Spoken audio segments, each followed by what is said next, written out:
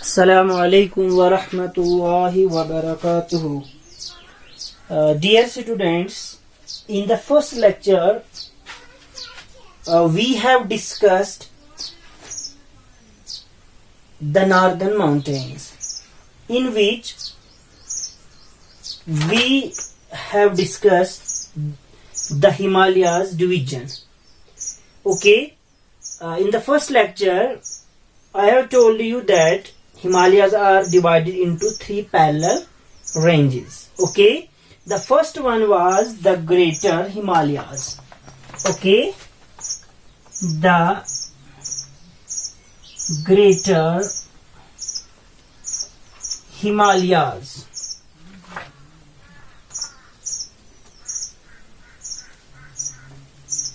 The Greater Himalayas, which is also called Himadri. Okay, Himadri.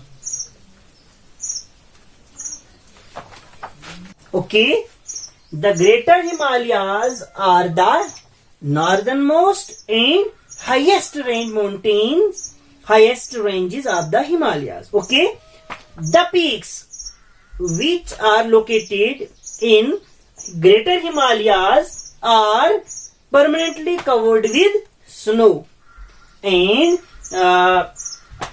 as we have discussed that the highest peak in the world is Mount Everest, and the Mount Everest, which is in Nepal, is located in Greater Himalayas. Okay, and other than there are also other highest peaks. They are Kanchenjunga, Nanda Devi, and Nanga Parbat. Okay, these peaks are highest peaks, and these are located in Greater Himalayas. Here means that in Greater Himalayas the temperature remains very low throughout the year. So the cultivation, because of the temperature, the cultivation is not possible here. Okay, and this place is not also fit for human settlement. Means there is not human settlement. The second one was the Middle Himalayas. Okay, the Middle or Lesser Himalayas. Okay, Middle or Lesser Himalayas.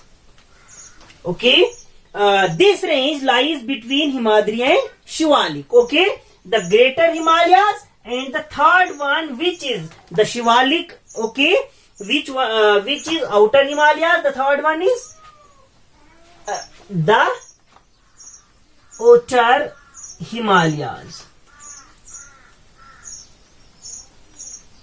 Okay, and the Middle Himalayas lies between Greater Himalayas and Outer Himalayas. Okay, mountains which lie here, which lie in Middle Himalayas, are not so high, and the temperature are not as low as in Greater Himalayas. Okay, Rohtang Pass is the highest high mountain pass in this range. Okay, in Middle Himalayas, which Rohtang Pass is the high mountain pass in this range that connects Kullu Valley with the Lahore and Spiti Valley of Himachal Pradesh. And this range has cold winter and mild summer. The mountain slopes are covered by dense forest. Okay, dense forest of pine, oak, deodar, and fir, which provides forest products like wood, fodder, and fuel. Okay, this high slope are used by practicing terrace farming. And what is terrace farming? Terrace farming is as like this. Okay, and terrace farming means that farming which is practiced on slopes that have been cut into steps.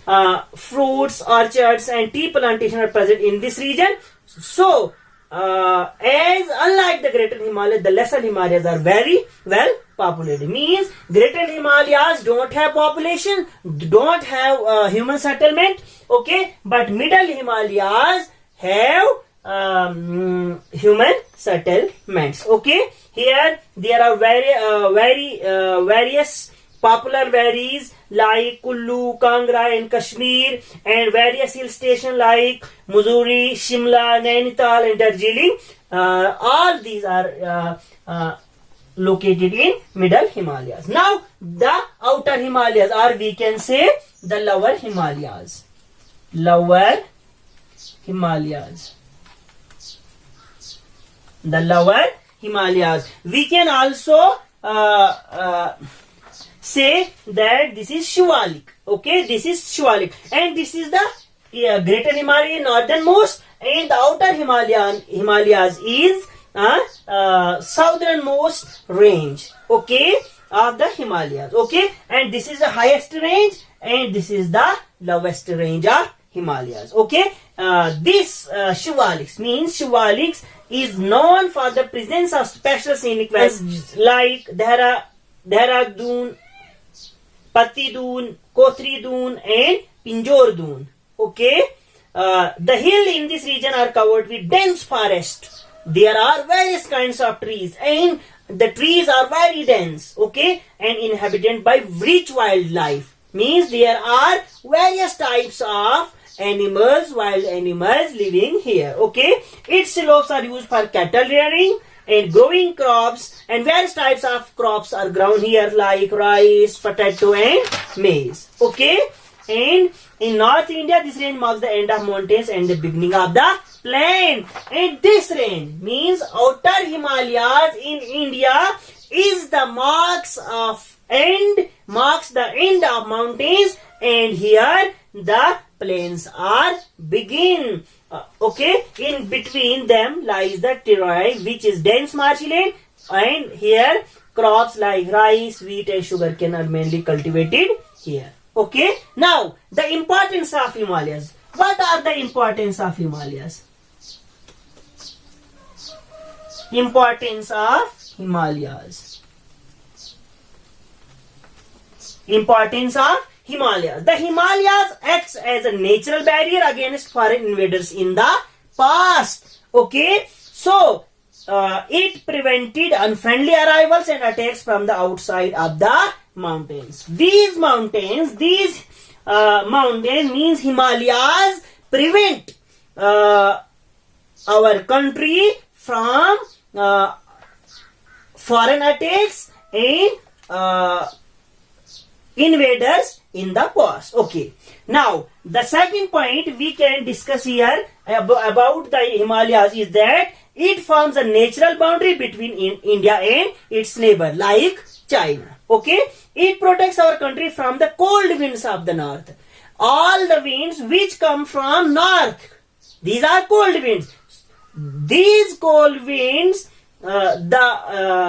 means Himalayas protect our country from those winds which come from north. Okay, it prevents rain-bearing winds from leaving the country. This results in heavy rainfall in India. Okay, those winds which are rain-bearing winds which leave the country. Okay, but the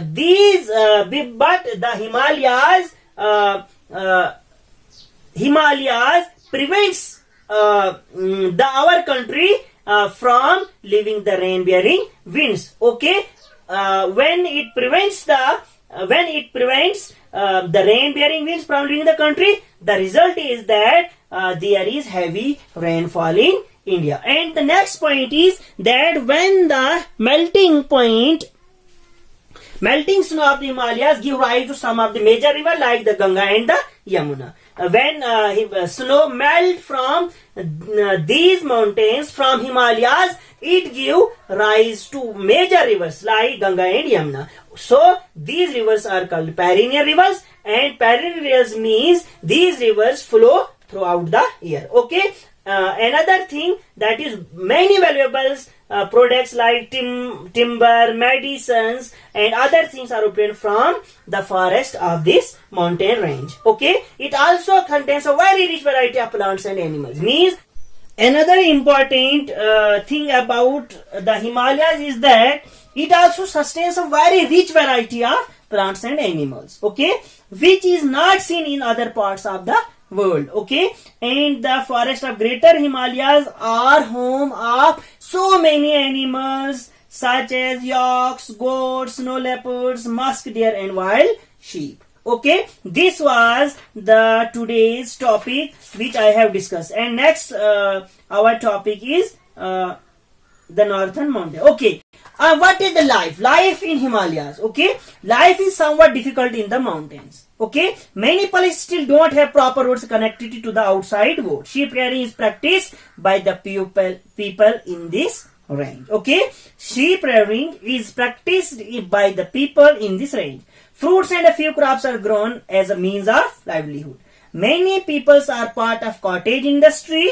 Fruits like apple, orange, peach are grown and sold. Okay, during winter people have to adjust to the harsh weather climate. Some of the Indian states situated in the Himalayas are Jammu and Kashmir, Himachal Pradesh, Uttarakhand, Sikkim, and Arunachal Pradesh. And Assalamu alaikum.